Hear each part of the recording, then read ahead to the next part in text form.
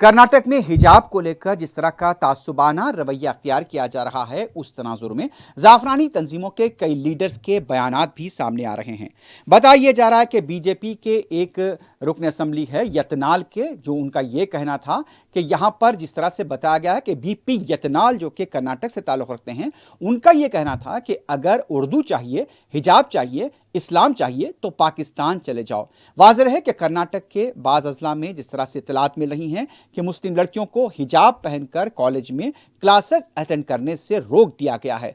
इस तनाजुर में अब मुल्क के कई शहरों में एहतजाज हो रहा है। इस दौरान बीजेपी के रुकन असम्बली की तरफ से यह बयान देना कि यहां पर अगर तुम्हें इस्लाम चाहिए, उर्दू चाहिए तो तुम पाकिस्तान चले जाओ, इस तरह की शरंगेजी कई सतहों पर की जा रही है।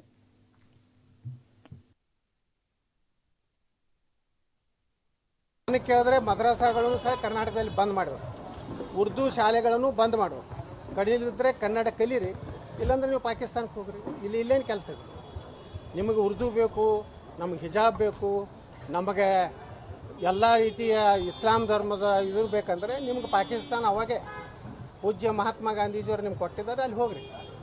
ಕೇಳಿದ್ರೆ ಮದ್ರಸಾಗಳನ್ನು ಸಹ ಕರ್ನಾಟಕದಲ್ಲಿ ಬಂದ್ ಮಾಡಬೇಕು, ಉರ್ದು ಶಾಲೆಗಳನ್ನು ಬಂದ್ ಮಾಡಬೇಕು, ಕಲಿಯಲಿದ್ರೆ ಕನ್ನಡ ಕಲೀರಿ, ಇಲ್ಲಾಂದ್ರೆ ನೀವು ಪಾಕಿಸ್ತಾನಕ್ಕೆ ಹೋಗ್ರಿ. ಇಲ್ಲೇನು ಕೆಲಸ ಇದೆ ನಿಮಗೆ? ಉರ್ದು ಬೇಕು, ನಮಗೆ ಹಿಜಾಬ್ ಬೇಕು, ನಮಗೆ ಎಲ್ಲ ರೀತಿಯ ಇಸ್ಲಾಂ ಧರ್ಮದ ಇದು ಬೇಕಂದ್ರೆ ನಿಮ್ಗೆ ಪಾಕಿಸ್ತಾನ ಅವಾಗೆ ಪೂಜ್ಯ ಮಹಾತ್ಮ ಗಾಂಧೀಜಿಯವರು ನಿಮ್ಗೆ ಕೊಟ್ಟಿದ್ದಾರೆ, ಅಲ್ಲಿ ಹೋಗ್ರಿ.